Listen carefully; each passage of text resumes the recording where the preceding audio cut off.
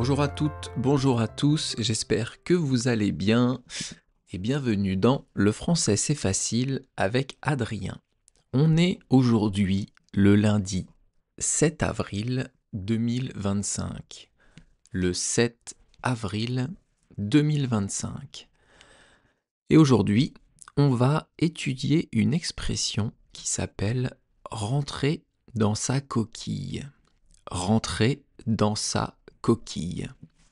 Et moi, quand j'ai entendu cette expression, quand j'ai écrit cette expression pour préparer le podcast, ça m'a fait penser aux escargots, aux coquilles d'escargots. Est-ce que vous savez ce que c'est un escargot ? Eh bien, je vais vous le dire. Les escargots, ce sont des petits animaux qui rampent sur le sol et qui laissent derrière eux une traînée de bave. On appelle ça la bave d'escargot. Ces escargots, ils portent une coquille, ils ont une coquille au-dessus d'eux. Et ils ont deux petites antennes devant. Ces escargots, nous, les Français, on adore. Pourquoi on adore ? Parce que on les mange. On adore manger les escargots. Je sais que pour beaucoup de pays, ça dégoûte les gens, mais ça, c'est parce qu'ils n'ont jamais goûté. Les escargots, ça a très bon goût. Et en fait, ce qui a très bon goût, c'est surtout la sauce qui est à l'intérieur. La sauce qu'on met dans la coquille avec l'escargot. Cette sauce, c'est une sauce à base de beurre, de persil et d'ail. Vous avez du beurre que vous mélangez, du persil coupé en morceaux, c'est une herbe verte, et de l'ail.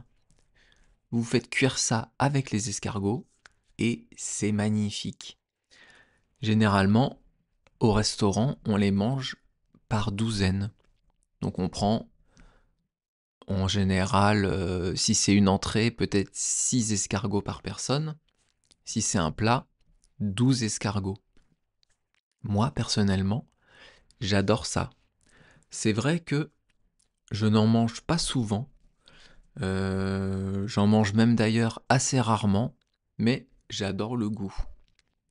Et en France, on a aussi d'autres plats qui dégoûtent les étrangers. Mais quand ils viennent goûter, ils trouvent ça excellent. Par exemple, les cuisses de grenouille. Je sais que ça dégoûte tout le monde, mais les cuisses de grenouille, ça a très bon goût. Comment je pourrais vous décrire ? Ça a le goût de poulet, mais très tendre. Ça a un petit peu le goût d'une viande blanche, mais qui serait très tendre, qu'on arrive facilement à manger. Franchement, les cuisses de grenouille, les escargots, c'est excellent. Et ça m'a fait penser à un autre plat que nous mangeons en France, qui est très bon. Je ne sais pas si ça se mange dans d'autres pays. En tout cas, nous, on en mange et on aime bien. Ça s'appelle le riz de veau. Alors, riz, ça s'écrit R-I-S. Et en fait, ce riz de veau, c'est une glande du veau qui pousse, comment vous dire, devant le cou, entre la poitrine du veau et le cou. Et cette glande, elle n'existe que chez le veau, qui est le bébé de la vache, parce que quand le veau devient une vache, cette glande disparaît. Les riz de veau à la poêle, avec de la crème et des champignons, c'est magique. Si vous venez en France, si vous habitez en France, franchement, passez dans un restaurant pour manger ça. Soit des escargots, soit des cuisses de grenouille, ou des riz de veau, ou les trois ensemble, si vous voulez, c'est possible aussi. En tout cas, je vous le conseille. Et avant d'étudier l'expression du jour, on va parler de quelque chose d'un peu moins rigolo, qui est le participe présent. Dans les podcasts précédents, on a parlé du participe passé. Je vous rappelle pas à quoi ça sert. Si vous voulez savoir, vous pouvez écouter les podcasts des jours précédents. Aujourd'hui, on parle du participe présent. On va en parler aujourd'hui et après-demain. Parce que demain, j'ai déjà prévu une nouvelle analyse de chanson, qui est une chanson de Joe Dassin et qui s'appelle Les Champs-Élysées. Mais pour ça, je vous invite à écouter le podcast de demain. Donc, le participe présent, on en parle aujourd'hui et après-demain. Aujourd'hui, je vais vous dire ce que c'est, comment on va le former, et demain, on va faire surtout des exercices pour retrouver le participe présent d'un verbe. Donc le participe présent, c'est un temps qui est simple, au même titre que le participe passé. Alors, à quoi ça sert le participe présent ? Le participe présent, ça sert à exprimer une action qui se fait en même temps que l'action du verbe principal, en même temps que celle du verbe principal. Donc en fait, ici, il y a deux actions qui ont lieu en même temps. Je vous donne quelques exemples et après, je vais vous dire comment on forme ce participe présent, comment on peut le retrouver à partir d'un verbe. On va dire comme exemple, je mange en regardant la télévision. Je mange en regardant la télévision. Donc ici, je suis en train de manger, je mange, et en même temps, je regarde la télévision. On pourrait dire ça d'ailleurs. Je mange et en même temps, je regarde la télévision. Je fais les deux actions au même moment. Je mange en regardant la télévision. Eh bien, regardant, ici, c'est le participe présent du verbe regarder. Donc si vous voulez faire une phrase en français où il y a deux actions qui se passent au même moment, vous pouvez utiliser un participe présent. Je vous donne un autre exemple. On va dire que vous partez le matin pour aller au travail. Vous pouvez dire « Je prends le bus en écoutant de la musique. Je prends le bus en écoutant de la musique. » Donc ici, vous partez au travail, vous allez prendre votre bus, donc le moyen de transport qui va vous amener au travail, et en même temps, vous avez vos oreillettes, j'allais dire, vous avez vos écouteurs avec la musique. Vous écoutez de la musique. Donc vous prenez le bus, et en même temps, vous écoutez de la musique. Je prends le bus en écoutant de la musique. Ici, écoutant, c'est le participe présent du verbe écouter. J'espère que vous comprenez. Et maintenant qu'on a vu ces deux exemples, je vais vous dire comment on forme ce participe présent. Comment on peut le trouver à partir d'un verbe. Alors, on va prendre le verbe, on va dire boire. Pour trouver le participe présent d'un verbe, il faut d'abord prendre la première personne du pluriel du verbe au présent. Donc je répète, la première personne du pluriel au présent. La première personne du pluriel, c'est nous. Donc on prend le verbe boire conjugué au présent avec nous. Et ça fait nous buvons. Nous buvons. Le verbe boire, au présent, c'est je bois, tu bois, il boit, nous buvons, vous buvez et ils boivent. Donc ici, on garde nous buvons. Et en fait, on va garder le radical du verbe. On va garder la base du verbe. Donc ici, c'est B-U-V. Donc on va enlever la fin du verbe et on va rajouter A-N-T. On va rajouter en. Donc en fait, le participe présent de boire, c'est buvant. B-U-V-A-N-T. Je vous donne un exemple de phrase. En buvant, j'ai failli m'étouffer. En buvant de l'eau, j'ai failli m'étouffer. Ça veut dire que j'ai mal bu de l'eau et donc après j'ai toussé et je me suis un peu étouffé. Donc je vous donne, on va le faire pour un autre verbe. On va prendre le verbe, qu'est-ce qu'on va prendre? Un verbe du premier groupe, ramener. Le verbe ramener du premier groupe. Donc, même chose, on va prendre le verbe ramener au présent à la première personne du pluriel. Ça donne nous ramenons. Nous ramenons. Eh bien, dans ce verbe, ramenons, le radical, la base verbale, c'est R-A-M-E-N. Donc on va enlever la terminaison O-N-S et on va rajouter A-N-T. Donc le participe présent de ramener, c'est ramenant. Je vous donne un exemple. J'ai eu un problème de voiture en ramenant ma sœur. Donc ici, il y a deux actions qui se passent en même temps.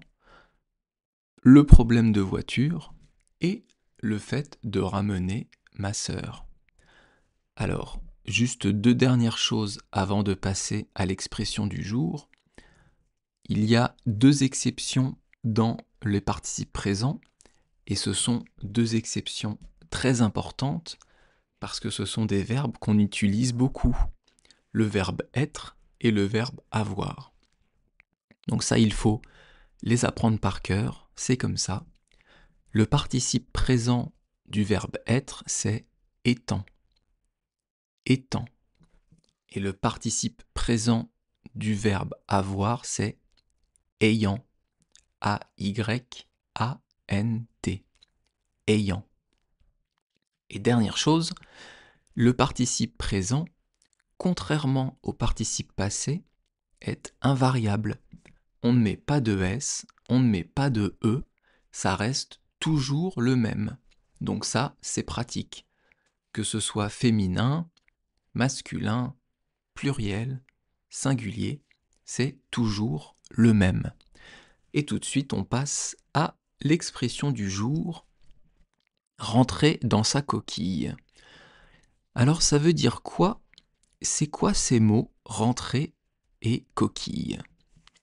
Rentrer, ça veut dire entrer encore une fois. Donc, vous êtes dehors et vous entrez dans la maison. Vous entrez pour la première fois. Si vous ressortez et que vous voulez revenir dans la maison, vous allez rentrer. Donc, entrer, c'est la première fois et rentrer, c'est la deuxième fois, ou la troisième fois, ou la quatrième. Ça, c'est la différence entre entrer et rentrer. Ensuite, dans l'expression, on a le mot dans sa coquille. Ici, dans, c'est une préposition de lieu. Donc, ça va introduire le lieu qui est la coquille. Rentrer dans la coquille. Et enfin, sa coquille. Alors ça s'écrit S-A. Et ici, c'est un déterminant possessif. En fait, ça va marquer la possession de quelque chose à quelqu'un. Si je vous dis sa veste, sa chemise, c'est la chemise de cette personne. La chemise de la personne dont on parle. Sa voiture, c'est la voiture de cette personne.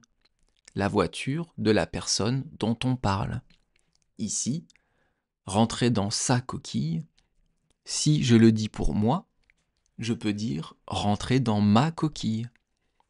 Ou si je te le dis à toi, je vais dire rentrer dans ta coquille. Tout ça, tous ces mots, ça, ma et ta, marquent la possession.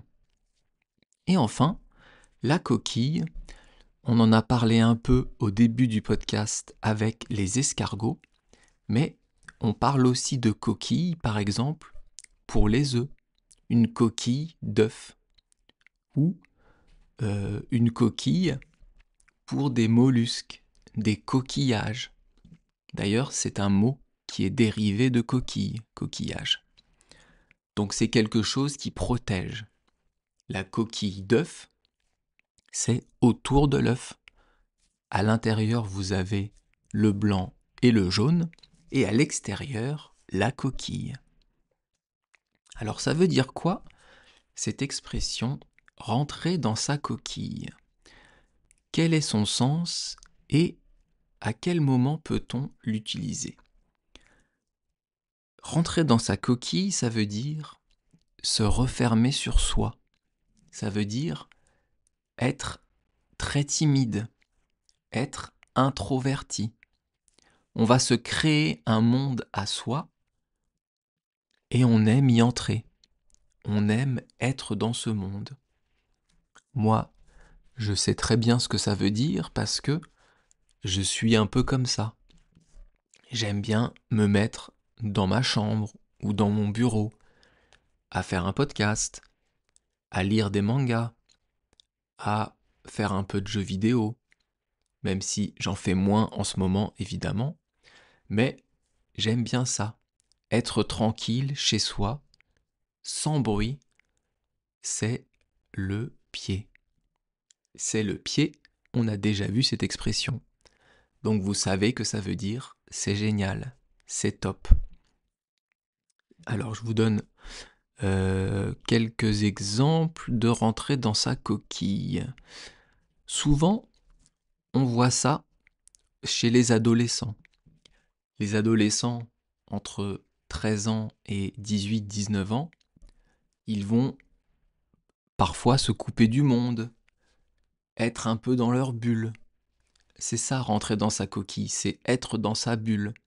En fait, c'est comme si vous aviez une protection autour de vous, comme si vous aviez une coquille, comme un escargot, et quand il y a quelque chose qui vous dérange, et hop, vous rentrez dans la coquille.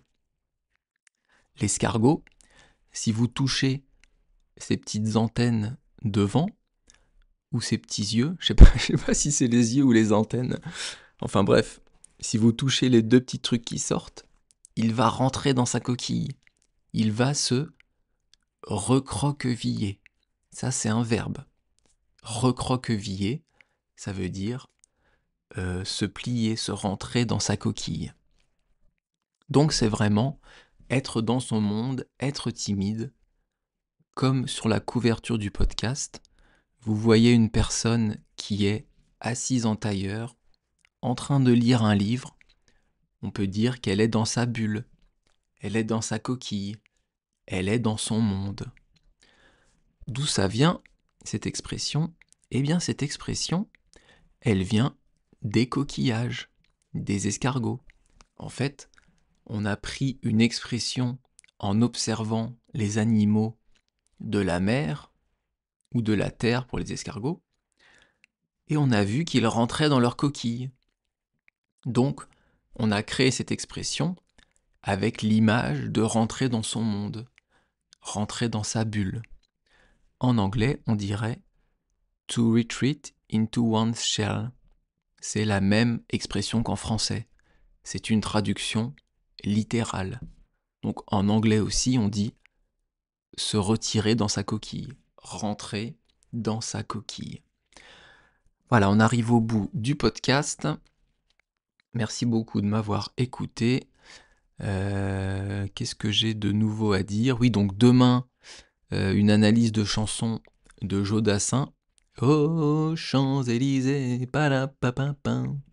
C'est ça, la chanson qu'on va étudier demain. Cette chanson, elle est très connue. Il y a même des karaokés au Japon où vous pouvez chanter cette chanson. Mais tout ça, je vous laisserai le découvrir demain. Merci beaucoup. À bientôt. Bye bye. Hasta luego. Matane.